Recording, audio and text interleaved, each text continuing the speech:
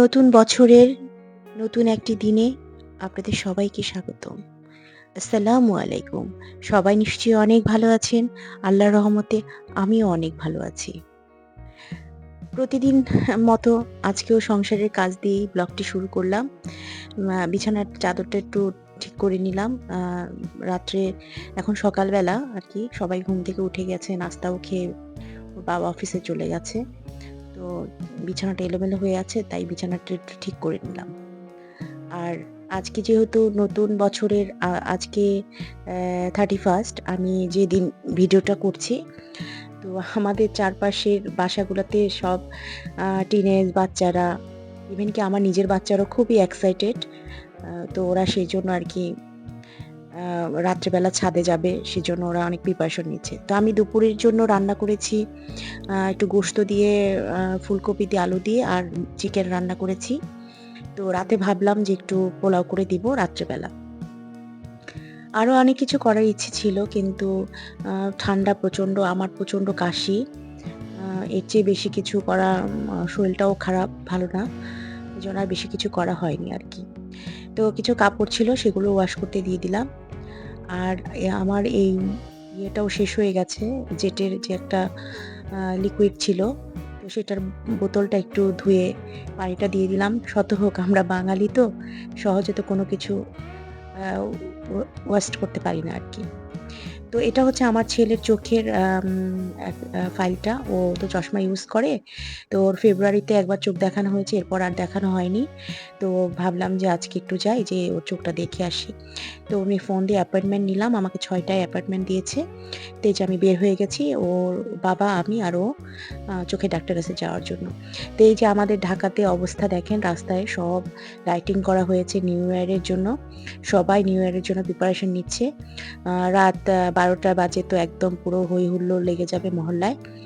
তো এমন একটা প্রাণচঞ্চল অবস্থা যে কি বলবো? দেখেই তো নিজের কাছে অন্যরকম লাগছে আরকি। তো সব বিজি, রাস্তায় প্রচুর মানুষ, শপিং মল ভর্তি মানুষ, আর সব জায়গায় লাইটিং। তো এই যে আমরা এখন চোখের যে, এখানে আমি আমার ছেলেকে ডাক্তার দেখাই, ও যার কাছে দেখাই আরকি, উনার চেম্বার এই বাংলাদেশ চক্ষু হসপিটালে। তো আমরা সেখানে চলে আসলাম। আ যেহেতু অ্যাপয়েন্টমেন্ট করাই ছিল, সুতরাং বেশিক্ষণ মনে হয় না ওয়েট করতে হবে। তো আমি গেলাম, এখানে ফার্স্টে ভিজিটটা আগে পে করতে হয়। তো আমি সেই টাকাটা দিয়ে দিলাম। দিয়ে আমরা ওয়েট করছি বসে।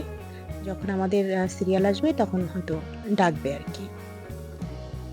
তো ওর চোখে ছোট বয়সেই অনেক পাওয়ার, কিন্তু আমার ছেলেটা তারপরেও অনেক মোবাইল দেখে, কথা বললেও শোনে না। কি আর করব? তো এই চোখ দেখানো শেষ। আমরা একটু নামছি নিচে। তো এর মধ্যে একটু এখান থেকে ভিউটা একটু দেখি, ভিডিও করে নিলাম। উপর থেকে মেইন রোডের ভিউটা অন্যরকম সুন্দর লাগছে। তো আমরা নেমে যাচ্ছি সিঁড়ি দিয়ে।